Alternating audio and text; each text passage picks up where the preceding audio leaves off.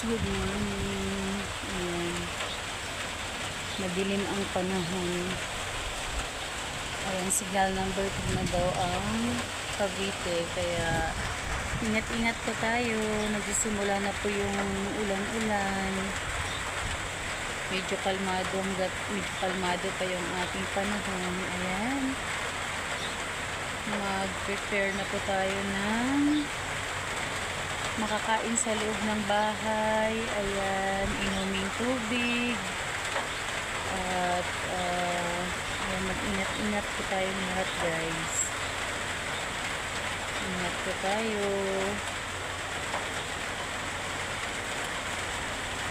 At magdasal na sana hindi naman po tayo maapektuhan ng malugha sa darating na bagyong ito. Ayan, ingat-ingat po.